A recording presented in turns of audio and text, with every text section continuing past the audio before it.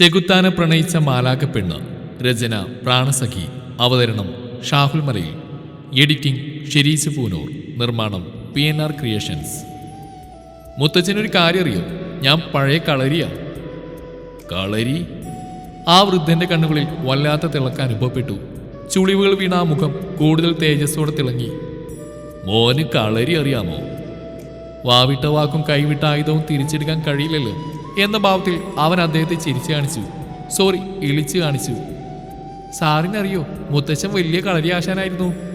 ഓ, ആയോധന കലകളുടെ മാതാവായ കളരിപ്പയറ്റ് വെറുമൊരു കായികാഭ്യാസം മാത്രമല്ല, മറിച്ച് അതൊരു മഹത്തായ ജീവിതചര്യ കൂടിയാണ്. കളമെന്നാൽ ഭൂമധ്യം, അഥവാ സുഷുമ്നരി എന്നാൽ പ്രാണന്റെ ശബ്ദം. അതായത് കളരി അഭ്യാസം എന്നാൽ സുഷുമ്നയിൽ നിൽക്കുന്ന പ്രാണന്റെ ശബ്ദത്തിൽ മനസ്സ് ലയിപ്പിക്കുന്നത്. ദൈവത്തിൻ്റെ അനുഗ്രഹം കൊണ്ടറിഞ്ഞ ശരീരത്തിൽ ജീവാത്മാവും പരമാത്മാവും തമ്മിൽ അലിഞ്ഞു ചേരുന്ന അറിവിൻ്റെ ഉറവിടമാണ് കളരി. മെയ്യഭ്യാസം, പ്രതിരോധം, പ്രത്യാക്രമണം, സ്ഥാനനിർണയം, മർമ്മ ചികിത്സ, മർമ്മ അഭ്യസിക്കൽ എന്നീ 6 ഘടകങ്ങളിലൂടെ കളരി അഭ്യാസം പൂർത്തിയാവുന്നു. ശരീരത്തെ ആയുധമാക്കി ബോധമണ്ഡലത്തെ സംശുദ്ധമാക്കുന്ന കളരി എനിക്ക് വെറുമൊരു ആയോധന കല മാത്രമല്ല, ശരിക്കും ഒരു ജീവിതോപാസന കൂടിയാണ്. ശേഖരൻ വളരെയധികം ഉത്സാഹത്തോടെ കൂടുതൽ വാചാലനായി. ഉറങ്ങിക്കിടന്ന സിംഹത്തെ, അതും വെറും സിംഹത്തെയല്ല, ഒരു നരസിംഹത്തെ തന്നെയാണ് അതിൻ്റെ മടയിൽ ചെന്ന് താൻ ഇക്ലിക്കുട്ടി എഴുന്നേൽപ്പിച്ചെന്ന് ദക്ഷിന് ബോധ്യമായി. കളരിയെക്കുറിച്ച് മുത്തച്ഛൻ പറയുന്നെല്ലാം അന്തം വിട്ട് കുന്തം വിഴുങ്ങിയ പോലെ ദക്ഷ കേട്ടിരുന്നു. ഇടയ്ക്കിടയ്ക്ക് ദയനീയതയോടെ അവൻ ഉമിനീരിറക്കുന്നുണ്ട്. ഇതെല്ലാം ഒരുപാട് കഷ്ടപ്പെട്ട് അടക്കി പിടിച്ച ചിരിയോടെ രുദ്രാക്ഷ കണ്ടി രസിച്ചുകൊണ്ടിരിക്കുകയാണ്. അതൊക്കെ പോട്ടെ, കളരിയിൽ ഏത് പായിട്ടില്ല മോന് പ്രാവീണ്യം? തുളുനാടനോ, വടക്കനോ, തെക്കനോ, അതോ കടത്തനാടനോ? ദൈവമേ, കളരിയും തമ്മിൽ തള്ളി ചേരി തിരിഞ്ഞോ? അല്ല, ഇതൊക്കെ എപ്പോൾ സംഭവിച്ചു? എന്നിട്ട് ഞാനൊന്നും അറിഞ്ഞില്ലല്ലോ. എടി രുദ്രാക്ഷേ, നീ അറിഞ്ഞോ? ഞാൻ പെട്ട്. ദയനീയ ഭാവത്തിൽ അവൻ രുദ്രാക്ഷയെ നോക്കി. പക്ഷെ അവിടെ ഫുൾ പുച്ഛഭാവമായിരുന്നു. ഇതാ മനുഷ്യ പറയുന്നത്, തള്ളുമ്പോൾ ഒരു മയത്തിലൊക്കെ വേണമെന്ന്. അതെങ്ങനെയാ? JCB പോലെ മൊത്തത്തിൽ അങ്ങ് തള്ളി മറിക്കുമല്ലേ? എന്താ കുട്ടികളെ, രണ്ടാളും ഒരു രഹസ്യം പറച്ചില്? ഒന്നുമില്ല മുത്തച്ഛ, വാചകപ്പയറ്റല്ലാതെ വാൾപ്പയറ്റെന്ന് എൻ്റെ ദക്ഷിണെ കൊണ്ട് കൂട്ടിയാ കൂടുതലെന്ന് പറയുമായിരുന്നു. സത്യം പറയല്ലോ മുത്തച്ഛ, ബോക്സിങ്ങിൽ ഞാൻ ആളൊരു പുലിയാ. പിന്നെ കരാട്ടെ പഠിക്കാൻ ആഗ്രഹം ഉണ്ടായിരുന്നു, പക്ഷേ നടന്നില്ല. പിന്നെ കളരിപ്പയറ്റ്, അത് കുറേ കാലം പഠിക്കണമെന്ന് പറഞ്ഞ് നടന്നു, ടൈം കിട്ടിയില്ല. പിന്നെ അറിയാവുന്ന നല്ല നാടൻ തല്ല, അതൊരു കോമ്പറ്റീഷൻ ഐറ്റമല്ലാത്തതുകൊണ്ട് ഗപ്പൊന്നും കിട്ടിയില്ല. പിന്നെ ഞാനിടിച്ച് പല്ല് തെറിപ്പിച്ചിട്ടുണ്ട് ചിലരുടെയൊക്കെ, അതൊരു വലിയ ഹോർലിക്സ് കുപ്പിയിൽ സൂക്ഷിച്ച് വെച്ചിട്ടുണ്ട്. അല്ലേടി രുദ്രാക്ഷേ? ദക്ഷിന്റെ ഡയലോഗ് കേട്ട് മുത്തച്ഛൻ്റെയും ശിവയുടെയും മധുരങ്ങളിൽ മനോഹരമായൊരു പുഞ്ചിരി വിടുന്നു. പക്ഷേ നമ്മുടെ രുദ്രാക്ഷ അപ്പോഴും ഗഹനമായ ചിന്തയിലായിരുന്നു. ഈ ഡയലോഗ് ഞാനെവിടെയോ കേട്ടിട്ടുണ്ടല്ലോ. കിട്ടിപ്പോയി. ഇത് രാവണപ്രഭുവിലെ നമ്മുടെ ലാലേട്ടൻ്റെ മാസ് ഡയലോഗല്ലേ? കഷ്ടം, എന്തൊരു ദാരിദ്ര്യം. സ്വന്തമായിട്ടൊരു കിടിലൻ ഡയലോഗ് പറയാൻ പോലും ഈ മനുഷ്യൻ അറിയില്ല. എന്തൊരു പ്രഹസന സജി ഇത്. ഒരു ലോഡ് പൂച്ചൻ ദക്ഷിണ നേരെ വാരി വിതറിക്കൊണ്ട് രുദ്രാക്ഷ അവന് മാത്രം കേൾക്കാൻ പാത്തിൽ പറഞ്ഞു. ദക്ഷിണ പിന്നെ ഇതൊക്കെ പണ്ടേ നെവർമൈൻഡാണ്. 32 പല്ലും വെളിയിൽ കാണിച്ചുകൊണ്ട് അവൻ രുദ്രാക്ഷയെ നന്നായിട്ടൊന്ന് ഇളിച്ചു കാണിച്ചു. ഇരുകൂട്ടരും ഏറെ നേരം സംസാരിച്ചിരുന്നു. ചുരുങ്ങിയ നേരം കൊണ്ട് അവർക്ക് പരസ്പരം വല്ലാത്തൊരു ആത്മബന്ധം തോന്നി തുടങ്ങിയിരുന്നു. മുത്തച്ഛൻ അറിയോ, ഞങ്ങൾ ഇങ്ങോട്ട് വന്ന വിവരം കിച്ചുവിനറിയില്ല. എല്ലാം അറിയുമ്പോൾ അവൻ ശരിക്കും സർപ്രൈസ്ഡ് ആവും. വിവരങ്ങളെല്ലാം നാളെ ഓഫീസിൽ വരുമ്പോൾ ശിവ തന്നെ നേരിട്ട് അവനോട് സംസാരിച്ചാൽ മതി. ആദ്യം ഇവരുടെ സൗന്ദര്യ പെണ്ണുകൊക്കെ മാറട്ടെ, എന്നിട്ട് വേണം കുറച്ച് ദിവസം കഴിയുമ്പോൾ ഒഫീഷ്യലായിട്ട് പെണ്ണ് കാണാൻ ഞങ്ങളെല്ലാവരും വരവുണ്ട്. എന്താ മുത്തച്ഛ, അതല്ലേ അതിൻ്റെ ഒരു ഇത്? ഉവ്വേ. കയ്യിൽ കരുതിയിരുന്ന സ്വർണ്ണവള അവൻ രുദ്രാക്ഷയെ ഏൽപ്പിച്ചു. ഹൃദ്യമായ പുഞ്ചിരിയോടെ രുദ്രാക്ഷ വള ശിവയെ അണിയിച്ചു. ഇരുവരും പരസ്പരം സ്നേഹത്തോടെ പുണർന്നു. സന്തോഷത്താൽ മുത്തച്ഛൻ്റെയും ശിവയുടെയും കണ്ണുകൾ നിറഞ്ഞു. ശരി മുത്തച്ഛ, ഞങ്ങളൊന്ന് ഇറങ്ങുവാ. അയ്യോ സർ, ഇവിടം വരെ വന്നിട്ട് പ്ലീസ് സാർ എന്തെങ്കിലും കഴിച്ചിട്ട് പോവാം. ആ സാറ് വിളി വേണ്ട കേട്ടോ. താനിനി മുതൽ ഏട്ടെന്ന് വിളിച്ചാൽ മതി. അങ്ങനെ വിളിക്കാൻ എനിക്ക് പെങ്ങന്മാരാരുമില്ല. ഇന്നു മുതൽ എൻ്റെ അനിയത്തിക്കുട്ടിയായിട്ട്, കിച്ചുവിൻ്റെ പെണ്ണായിട്ട്, രുദ്രാക്ഷയ്ക്കൊരു സഹോദരിയായിട്ട് നീ എന്നും ഞങ്ങൾക്കൊപ്പം, ഞങ്ങളിൽ ഒരാളായി വേണം. വാത്സല്യത്തോടെ അവൻ ശിവയുടെ മുടിയിഴകളെ തലോടി. ആ കരിമഷി കണ്ണുകളിൽ സന്തോഷത്തിൻ്റെ നീർമുത്തുകൾ തിളങ്ങി. Thank you sir. ഗൗരവം കലർന്ന ദക്ഷിന്റെ ഭാവം കണ്ടപ്പോൾ അവൾ ചമ്മലോടെ നാക്കടിച്ചുകൊണ്ട് ചെവിയിൽ കൈകൾ ചേർത്തു. സോറി ഏട്ടാ. ഏവരുടെയും അധരങ്ങളിൽ ഹൃദ്യമായ പുഞ്ചിരി വിടർന്നു. പരസ്പരം യാത്ര പറഞ്ഞ് അവർ തിരികെ ചന്ദ്രമംഗലത്തേക്ക് യാത്ര തിരിച്ചു. തിരികെയുള്ള യാത്രയിൽ രുദ്രാക്ഷ അതീവ സന്തോഷവതിയായിരുന്നു. എന്താണോ സർപ്രൈസ് ഇഷ്ടായോ? ഒരുപാട്.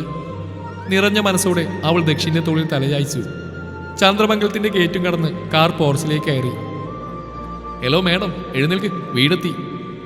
സോറി, ചെറുതായിട്ടൊന്നും മയങ്ങിപ്പോയി. നനുത്ത പുഞ്ചിരിയോടെ ദക്ഷ അവളെ കണ്ണിച്ചിമ്മി കാണിച്ചു. ഇരുവരും പതിയെ അകത്തേക്ക് നടന്നു. ലക്ഷ്മിയെ കണ്ട് ഇന്നത്തെ വിശേഷങ്ങൾ പറയുന്ന തിരക്കിലായിരുന്നു രുദ്രാക്ഷ. അവളുടെ സന്തോഷം നിറഞ്ഞ ആ മുഖവും ആഹ്ലാദവും അത്ഭുതവും കാരണം വിടർന്നു വരുന്ന ആ മയിൽപ്പീലി കണ്ണുകളും സംസാരത്തിനിടയിൽ അധരങ്ങളിൽ വിടരുന്ന മനോഹരമായ പുഞ്ചിരിയും കാണുന്തോറും അവന്റെ മെഴിയണകൾ ആനന്ദത്താൽ തിളങ്ങി. അവൾ തിരിഞ്ഞു നോക്കിക്കൊണ്ട് അവൻ മുറിയിലേക്കുള്ള പടവുകൾ കയറി. ദക്ഷ തന്റെ ഷർട്ട് ചേഞ്ച് ചെയ്തുകൊണ്ടിരിക്കുമ്പോഴാണ് രുദ്രാക്ഷ മുറിയിലേക്ക് കടന്നു വരുന്നത്. അവന്റെ നഗ്നമായ നെഞ്ചിൽ കരങ്ങൾ ചേർത്ത് രുദ്രാക്ഷ അവന്റെ പുറത്ത് മുഖം അമർത്തി. ദക്ഷിന്റെ കരങ്ങൾ അവളുടെ കരങ്ങളെ പുണർന്നു. Thank you Daksh, thank you so much, എന്നെ പോലെ എൻ്റെ ഏട്ടനെയും ഒരുപാട് സ്നേഹിക്കുന്നതിന്. കുസൃതിയോടെ ദക്ഷ് അവളെ തനിക്ക് അഭിമുഖമായി നിർത്തി. ഒന്ന് പോയടി, എനിക്ക് അവനോട് സ്നേഹമുള്ളൊരു മണ്ണാങ്കട്ടയില്ല. പെണ്ണും കെട്ടി ഞാനിവിടെ കിടന്ന് നക്ഷത്രം എണ്ണുമ്പോൾ അവൻ മാത്രം അങ്ങനെ ഇപ്പോൾ ബാച്ചിലർ ലൈഫ് എൻജോയ് ചെയ്യണ്ട. അവനിട്ടൊരു ലൈഫ് ലോങ് പണി കൊടുക്കണമെന്ന് എൻ്റെ കുറേ നാളത്തെ ആഗ്രഹമായിരുന്നു. ആലോചിച്ചപ്പോൾ ഇതിലും വലിയ പണി ഇനി സ്വപ്നങ്ങളിൽ മാത്രം. നീ കേട്ടിട്ടില്ലേ, പെണ്ണ് കെട്ടിയാ പിന്നെ കണ്ണ് കെട്ടിയതുപോലെയാ. അവന്റെ കഴുത്തിൽ കുരുക്കി വീഴുന്ന അന്ന് വേണം എനിക്കൊന്ന് സ്വസ്ഥമായിട്ട് ഉറങ്ങാൻ. അല്ലാതെ നീ എന്താ കരുതിയത്? രുദ്രാക്ഷയെ വെറുതെ ശുണ്ടി പിടിപ്പിക്കാൻ ഓരോന്നും പറഞ്ഞിട്ട് അവൻ അവളെ നോക്കി വയറും പൊത്തി ചിരിക്കാൻ തുടങ്ങി. അവന്റെ കളിയാക്കി ചിരി കണ്ടപ്പോൾ അവളുടെ കവിൾത്തടങ്ങൾ ദേഷ്യത്താൽ ചുവന്നു. പോടാ കള്ള തെമ്മാടി. എന്താ പറഞ്ഞേ? കള്ള തെമ്മാടിന്ന് എന്തേ? ദക്ഷ അവളുടെ കൈ പിടിച്ച് പുറകോട്ട് തിരിച്ചുകൊണ്ട് തന്നോട് ചേർത്ത് നിർത്തി. നേരെ ചൊവ്വ എൻ്റെ മുഖത്ത് നോക്കാൻ പേടിയായിരുന്ന പെണ്ണ വന്ന് വന്ന് എന്തും വിളിക്കാന്നായോ? ദേ ഒരു കാര്യം പറഞ്ഞേക്കാം, ഇന്നു മുതൽ മര്യാദക്ക് ഭയഭക്തി ബഹുമാനത്തോടെ എന്നെ ഏട്ടാന്ന് വിളിച്ചോണം, മനസ്സിലായോടി ഉണ്ടക്കണ്ണി. അവളുടെ കൈകളുടെ പിടുത്തം ഒന്നുകൂടി മുറുക്കിക്കൊണ്ട് അവൻ പറഞ്ഞു. കൈന്ന് വീട്ട്, എനിക്ക് വേദനിക്കുന്നു. ദക്ഷ അവളുടെ കൈകളെ സ്വതന്ത്രമാക്കി. ദേഷ്യവും സങ്കടവും കലർന്ന ഭാവത്തിൽ രുദ്രാക്ഷ തന്റെ കൈകളെ പതിയെ തിരുമ്മി. ദുഷ്ടൻ, എന്റെ കൈ ഇപ്പോൾ ഒടിച്ചേനെ. ഡേയ്, നിന്നോട് ഞാനിപ്പോ എന്താ പറഞ്ഞേ? അവൾ അബദ്ധം പിണഞ്ഞ പോലെ വേഗം തന്നെ ചുണ്ടുകൾ കൂട്ടിപ്പിടിച്ചു. കുറുമ്പ് നിറഞ്ഞ ചിരിയോടെ രുദ്രാക്ഷ പതിയെ അവനരികിലേക്ക് ചുവടുകൾ വെച്ചു. ദക്ഷിന്റെ തോളിലൂടെ കൈകൾ ചേർത്തു. പെട്ടെന്നുള്ള ആ പ്രവൃത്തിയിൽ അവനൊന്ന് പതറിപ്പോയി. എന്താ നീ ഇതെന്തെടുക്കാൻ പോവാ? ഏട്ടൻ പേടിക്കണ്ട, ഏട്ടനെ ഏട്ടാന്ന് വിളിക്കാൻ വന്നാ ഞാൻ. ഓഹോ, എങ്കിൽ എൻ്റെ പൊന്നുമോള് വിളിച്ചേ, ഏട്ടൻ ശരിക്കൊന്ന് കേൾക്കട്ടെ. പാദങ്ങളിൽ വിരലുകൾ ഊന്നി അവൾ പതിയെ ഉയർന്നു പൊങ്ങി. ദക്ഷിന്റെ കൈകൾ അവളുടെ അരക്കെട്ടിൽ അമർന്നു. രുദ്രാക്ഷയുടെ ചുടുനിശ്വാസം ചെവിയിലും തോളിലും പതിഞ്ഞപ്പോൾ നനുത്ത പുഞ്ചിരിയോടെ അവൻ മിഴികൾ മെല്ലെ അടച്ചു. നീ പോടാ കള്ള തെമ്മാടി. ദക്ഷിന്റെ കാതോരം ഒഴിഞ്ഞിട്ട് അവന്റെ നെഞ്ചിൽ കൈകളൂന്നി രുദ്രാക്ഷ ദക്ഷിനെ പുറകോട്ട് തള്ളി. കുസൃതിയോടെ പൊട്ടിച്ചിരിച്ചുകൊണ്ട് അവൾ മുമ്പോട്ട് ഓടി. എടീ നിന്നെ ഞാനിന്ന്. രുദ്രാക്ഷയ്ക്ക് പിന്നാലെ ദക്ഷും പാഞ്ഞു. രണ്ടാളും കട്ടിലിന് ചുറ്റും ഓടിക്കളിക്കുകയാണ്. രുദ്രാക്ഷയെ പിടിക്കാനായി ദക്ഷ് ബെഡിന് മുകളിൽ കയറിയപ്പോൾ കയ്യിൽ തടഞ്ഞ പില്ലോ കൊണ്ട് രുദ്രാക്ഷ അവൻ എറിഞ്ഞു. കണ്ണ് കൈകൊണ്ട് പൊത്തിപ്പിടിച്ചവൻ കട്ടിലിരുന്നു. ദക്ഷ്. അവൾ വേഗം ദക്ഷിണരികിലേക്ക് പോയി. അവന്റെ കയ്യിൽ പിടിച്ചപ്പോൾ ദേഷ്യത്തോടെ അവളുടെ കരങ്ങളെ തട്ടിമാറ്റിയിട്ട് ദക്ഷ് പുറംതിരിഞ്ഞിരുന്നു. സോറി ദക്ഷ്, ഞാൻ അറിയാതെ. സങ്കടത്തോടെ അവൾ വീണ്ടും അവന്റെ മുമ്പിൽ വന്നിരുന്നു. ദക്ഷിന്റെ മുഖത്തിന് നേരെ അവൾ പതിയെ കൈകൾ നീട്ടി. പെട്ടെന്ന് അവൻ രുദ്രാക്ഷയെ പിടിച്ച് തന്റെ മടിയിലിരുത്തി. അവളുടെ മയിൽപ്പീലി കണ്ണുകൾ അത്ഭുതത്താൽ വിടർന്നു. എന്താണ്, പേടിച്ചു പോയോ? ചുമ്മാ. കുറുമ്പോടെ അവൻ രുദ്രാക്ഷയെ കണ്ണിറുക്കി കാണിച്ചു. പിണക്കത്തോടെ അവൾ അവനെ ചുണ്ടുകൾ കൂട്ടി കാണിച്ചുകൊണ്ട് എഴുന്നേൽക്കാൻ ശ്രമിച്ചു. എന്റെ കയ്യിൽ നിന്നും അങ്ങനെയും പോകാമെന്ന് എന്റെ പൊന്നുമോള് വിചാരിക്കണ്ട. I can leave you because I love you so much. അവളെ പുണർന്ന കൈകളുടെ മുറുക്കം ഒന്നുകൂടി കൂട്ടിക്കൊണ്ട് അവൻ പറഞ്ഞു. നനുത്ത പുഞ്ചിരിയോടെ രുദ്രാക്ഷ അവന്റെ തോളിലൂടെ പതിയെ കൈകൾ ചേർത്ത് ദക്ഷിന്റെ നെറ്റിയിൽ തന്നെ നെറ്റി മുട്ടിച്ചു. ഈ കൈകളിൽ നിന്ന് രുദ്രാക്ഷ ഒരിക്കലും ഒരു മോചനം ആഗ്രഹിക്കുന്നില്ല ദക്ഷ്. എന്റെ ജീവിതത്തിലെ ഓരോ ദിനരാത്രങ്ങളും എന്നും നിന്നിൽ തുടങ്ങി നിന്നിൽ മാത്രം അവസാനിപ്പിക്കാനാണ് എനിക്കിഷ്ടം. കാരണം സ്നേഹമാണ്, പ്രണയമാണ്, മറ്റെന്തിനേക്കാളും മറ്റാരെക്കാളും. Love you Daksh, more than my life. ഹൃദ്യമായ പുഞ്ചിരിയോടെ ദക്ഷ് തന്റെ മൂക്ക് അവളുടെ മൂക്കിൽ മെല്ലെ ഉരസി. നാണത്തോടെ രുദ്രാക്ഷ തന്റെ മുഖം വെട്ടിച്ചു. അവളുടെ നീളം മുടിയകളെ മുമ്പോട്ടിട്ട ദക്ഷ് അവളുടെ കഴുത്തിൽ മൃദുലമായി ചുംബിച്ചു. ഉയർന്നു പൊങ്ങിയ ശ്വാസാലത്തോടെ അവൾ മിഴികൾ മുറുകെ അടച്ചു. അവളിലെ മാറ്റങ്ങൾ ദക്ഷിൽ വീണ്ടും കൂടുതൽ പ്രണയവും കുസൃതിയും നിറച്ചുകൊണ്ടിരുന്നു. അവന്റെ അധരങ്ങൾ അവളിൽ ചുംബനമുദ്രകൾ ചാർത്തി. ഓഫീസ് ടൈമിൽ പാളി വീഴുന്ന ഒരു നോട്ടം പോലും നൽകാതെ കിച്ചു പൂർണ്ണമായി ശിവയെ അവഗണിച്ചു. തന്റെ അവഗണന അവളെ വല്ലാതെ നൊമ്പരപ്പെടുത്തി. എങ്ങനെയും കിച്ചുവിനോട് സംസാരിക്കണമെന്ന് ഉറപ്പിച്ചു തന്നെയാണ് അവന് പുറകെ അവളും സ്റ്റോർ റൂമിലേക്ക് പോയത്. ഫയൽ ചെക്ക് ചെയ്തുകൊണ്ടിരിക്കുന്നതിനിടയ്ക്ക് ഡോർ അടയുന്ന ശബ്ദം കേട്ട് കിച്ചു ഫയലിൽ നിന്നും പതിയെ തന്റെ മിഴികൾ ഉയർത്തി. ഡോർ ലോക്ക് ചെയ്ത് നിൽക്കുന്ന ശിവയെ കണ്ടപ്പോൾ ആദ്യം അവന്റെ കണ്ണുകൾ സന്തോഷത്താൽ തിളങ്ങി. പക്ഷേ മനസ്സിൽ ഇന്ദ്രന് മുമ്പിൽ അവൾ മൗനം പാലിച്ചുകൊണ്ട് തന്നെ ആരുമല്ലാതൊക്കെ ആ രംഗങ്ങൾ കടന്നു വന്നപ്പോൾ അവന്റെ മുഖം ദേഷ്യത്താൽ ചുവന്നു. അരിശത്തോടെ അവന്റെ ചുവടുകൾ ശിവക്കരികിലേക്ക് വേഗത്തിൽ ചലിച്ചു. വർദ്ധിച്ച കോപത്തോടെ ശിവക്കരികിലേക്ക് ഋതിക്ക് തന്റെ ചുവടുകൾ വെച്ചു. ഉള്ളിൽ തിളച്ചു മറിയുന്ന ദേഷ്യത്തെ ശമിപ്പിക്കാൻ എന്നവണ്ണം അവൻ കണ്ണുകളടച്ച് ദീർഘമായൊന്ന് നിശ്വസിച്ചു. മാറിയിൽക്ക്, എനിക്ക് പുറത്തേക്ക് പോകണം. അവൾക്ക് മുഖം കൊടുക്കാതെ ശബ്ദം കടുപ്പിച്ചുകൊണ്ട് കിച്ച് പറഞ്ഞു. എനിക്കൊന്ന് സംസാരിക്കണം. അവൾ ദയനീയമായി അവനോട് പറഞ്ഞു നിർത്തി. സംസാരത്തിനിടയ്ക്ക് വാക്കുകൾ പലപ്പോഴും മുറിഞ്ഞു പോകുന്നുണ്ടായിരുന്നു. നിന്റെ ലൂസ് ടോക്ക് കേൾക്കാൻ എനിക്ക് നേരമില്ല. അരിശത്തോടെ മുഖത്തടിച്ച പോലെ ശിവയോട് പറഞ്ഞിട്ട് കിച്ചു അവളെ ഡോറിന് മുമ്പിൽ നിന്ന് പിടിച്ചു മാറ്റി. ഡോർ ഓപ്പണാക്കാൻ ശ്രമിക്കുന്ന ഋത്തിക്കിന്റെ കയ്യിൽ അവനെ വിലക്കിക്കൊണ്ട് ശിവ പിടിച്ചു. തന്റെ കരങ്ങളിൽ അമർന്നിരിക്കുന്ന ശിവയുടെ കൈകളിലേക്കും അവളുടെ മുഖത്തേക്കും അവൻ രൂക്ഷമായി നോക്കി.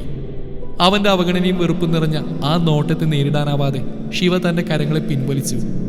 പ്ലീസ്, ഒരു 5 മിനിറ്റ് മാത്രം. ദയവ് ചെയ്ത് എനിക്ക് പറയാനുള്ള എന്താണെന്ന് കേൾക്കാൻ ഒരു മനസ്സ് കാണിക്കണം. അവൾ ദയനീയ ഭാവത്തിൽ അവനോടൊരു അപേക്ഷ അണക്കെ പറഞ്ഞു. നിനക്ക് പറയാനുള്ള എന്താണെന്ന് എനിക്കറിയാം. ഇന്നലെ നിന്റെ മറ്റവന്റെ മുമ്പിൽ നീ ഒന്നും മിണ്ടാതിരുന്നപ്പോഴേ എനിക്കെല്ലാം മനസ്സിലായി. എപ്പോഴൊക്കെയാ നിന്നെ ഞാൻ ഒരുപാട്. വാക്കുകൾ അവസാനിപ്പിക്കുമ്പോൾ അവന്റെ ശബ്ദം നന്നായി ഇടറിയിരുന്നു. കണ്ണുകളടച്ച് നിഷേധാർത്ഥത്തിൽ തലകുലുക്കിക്കൊണ്ട് അവൻ ദീർഘമായി നിശ്വസിച്ചു. വേണ്ട, ഇനിയൊന്നും കേൾക്കാനും സംസാരിക്കാനും എനിക്ക് താല്പര്യമില്ല. ദയവ് ചെയ്ത് ഇനി എന്നെ ശല്യം ചെയ്യരുത്. നിറഞ്ഞു വന്ന മിഴിയിണകളെ അവൾ വേഗം തുടച്ചു. അവനെ നോക്കി പുഞ്ചിരിക്കാനായി ഒരു വിഫല ശ്രമം നടത്തി. ഇല്ല, ബുദ്ധിമുട്ടിക്കാൻ വന്നതല്ല. മനസ്സിൽ ഒരുപാട് ഇഷ്ടമുള്ളതുകൊണ്ട് മാത്രമാണ് ഞാൻ. കിച്ചുവെട്ടിനെ എന്നു മുതലാണ് ഞാൻ ഇഷ്ടപ്പെടാൻ തുടങ്ങിയെന്ന് ചോദിച്ചാൽ കൃത്യമായിട്ടൊരു മറുപടി എൻ്റെ പക്കലില്ല. ആകസ്മികമായിരുന്നെങ്കിലും ആദ്യ കൂടിക്കാഴ്ചയിൽ തന്നെ എൻ്റെ മനസ്സിൽ പതിഞ്ഞതാണ് ഈ മുഖം. ആ രംഗങ്ങൾ മനസ്സിൽ തെളിഞ്ഞപ്പോൾ അവളുടെ അതരങ്ങളിൽ ഹൃദ്യമായൊരു പുഞ്ചിരി വിടർന്നു. പക്ഷേ യാഥാർത്ഥ്യബോധം അവളുടെ മനസ്സിനെ മുറിവേൽപ്പിച്ചുകൊണ്ടിരുന്നു. എത്ര രാവുകളിൽ ഉറക്കം പോലും നഷ്ടപ്പെടുത്തി ഈ മുഖം മാത്രം ഓർത്ത് ഞാൻ കിടന്നിട്ടുണ്ടെന്നറിയൂ. മറ്റ് സഹപ്രവർത്തകരോട് ഫ്രണ്ട്ലിയായി ഇടപഴകി എന്നെ മാത്രം അവഗണിക്കുമ്പോൾ എൻ്റെ മനസ്സ് എത്രമാത്രം വേദനിച്ചിട്ടുണ്ടെന്നറിയൂ. ഇഷ്ടമാണെന്ന് കിച്ചുവേട്ടൻ പറഞ്ഞ ആ നിമിഷം എനിക്കറിയില്ല. ലോകം തന്നെ കീഴടക്കിയ സന്തോഷമായിരുന്നു. ഇഷ്ടമാണ്, പ്രണയമാണ്. ഈ ലോകത്ത് നിന്നെ അല്ലാതെ മറ്റാരെയും മറ്റൊന്നിനെ ഇത്രയേറെ ഞാൻ ആഗ്രഹിച്ചിട്ടില്ല, സ്നേഹിച്ചിട്ടില്ല. എന്നിട്ടും 1000 മുള്ളുകൾ കുത്തിയിറങ്ങുന്ന വേദന സഹിച്ചുകൊണ്ട് ആ ഇഷ്ടം ഞാൻ എൻ്റെ ഉള്ളിൽ ഒതുക്കി. അതെന്തുകൊണ്ടാണെന്നറിയോ? ഞാൻ കാരണം നിങ്ങൾക്കൊരു ആപത്തും വരരുതെന്ന് എനിക്ക് നിർബന്ധം ഉള്ളതുകൊണ്ട്. അതുകൊണ്ട് മാത്രം അന്ന് ഞാൻ ഇന്ദ്രന് മുമ്പിൽ മൗനം പാലിച്ച്. അല്ലാതെ നിങ്ങളെന്താ കരുതിയത് ആ നീചനോട് എനിക്ക് പ്രേമാണെന്നും മനുഷ്യഗണത്തിൽ പോലും കൂട്ടാൻ കൊള്ളാത്ത ആ ചെകുത്താനോട് എനിക്ക് വെറുപ്പാണ്. അവന്റെ മരണം കൊണ്ട് പോലും തീരാത്ത വെറുപ്പ്. സങ്കടത്തോടെ കിച്ചുവിന്റെ കോളർ പിടിച്ചു വെച്ചുകൊണ്ട് നേരത്തൊരു തേങ്ങലോടെ ശിവ അവന്റെ നെഞ്ചിൽ തലയായിച്ചു. പേടിയാ എനിക്ക് അയാളെ. ഞാൻ സ്നേഹിച്ചവരെല്ലാം എന്നിൽ നിന്നും തട്ടി അകറ്റിയിട്ടേ ഉള്ളൂ. എന്നും ആ ദുഷ്ടൻ കിച്ചുവേട്ടനെ കൂടി നഷ്ടപ്പെടുത്താൻ എനിക്കാവില്ല. ശിവയുടെ വാക്കുകൾ ഓരോന്ന് സ്തബ്ധനായി ഒരുതരം മരവിപ്പോടെ കിച്ചു കേട്ടു നിന്നു. തന്നെ നെഞ്ചിനെ ചുട്ടുപൊളിക്കുന്ന പോലെ അവന് തോന്നി. പക്ഷെ അതിനു മുമ്പേ ശിവ അവനിൽ നിന്ന് നടന്നു മാറി. കവിളിണകളെ തഴുകിയൊളിച്ച മിഴിനീർ മുത്തുകളെ വേദനയിൽ കലർന്നൊരു പുഞ്ചിരിയോടെ അവൾ തുടച്ചു നീക്കി. കിച്ചുവേട്ടന് ശല്യായി, ഇനി ഒരിക്കലും ഞാൻ വരില്ല. ഇടറിയ ശബ്ദത്തിൽ അവനോട് പറഞ്ഞിട്ട് ശിവ പതിയെ കിച്ചുവിനെ മറികടന്ന് പോവാൻ തുനിഞ്ഞു. കിച്ചു അവളുടെ കയ്യിൽ പിടിച്ച് പുറകോട്ട് വലിച്ചു. അപ്രതീക്ഷിതമായതിനാൽ ശിവ അവന്റെ നെഞ്ചിൽ തട്ടി നിന്നു. അമ്പരപ്പോടെ അവനിൽ നിന്ന് നടന്നു മാറാൻ അവൾ ശ്രമിച്ചപ്പോൾ കുസൃതിയോടെ അരക്കെട്ടിലൂടെ കൈകൾ കോർത്ത് കിച്ചു അവൾ ഒന്നുകൂടി തന്നോട് ചേർത്ത് നിർത്തി. അവന്റെ ആ പ്രവൃത്തിയിൽ അവളുടെ കരിമഷി കണ്ണുകൾ അത്ഭുതത്താൽ വിടർന്നു. അങ്ങനെ വിട്ടുകളയാനല്ലല്ലോ പെണ്ണെ ഞാൻ നിന്നെ ഇത്രയധികം സ്നേഹിച്ചത്. I think I'm crazy about you. പിന്നെ ഇപ്പൊ കാണിച്ച ദേഷ്യവും പിണക്കമൊക്കെ അത് നിന്റെ മനസ്സിൽ എന്താണെന്ന് അറിയാൻ വേണ്ടിയുള്ള ഒരു പൊറാട്ട് നാടകമല്ലേ? സന്തോഷവും സങ്കടവും കലർന്ന ഭാവത്തിൽ പരിഭവത്തോടെ അവൾ കിച്ചുവിന്റെ നെഞ്ചിൽ പതിയെ ഇടിച്ചുകൊണ്ടിരുന്നു. നിറഞ്ഞ മനസ്സാലെ പ്രണയപൂർവ്വം അവൻ ശിവയുടെ കൈകളെ മുറുകെ തന്റെ കരങ്ങൾക്കുള്ളിലാക്കി. ഒരിക്കലും ഒന്നിനും വിട്ടുകൊടുക്കില്ലെന്ന പോലെ. തുടരും ഈ കഥയുടെ ബാക്കി ഭാഗം നാളെ ഇതേ സമയം.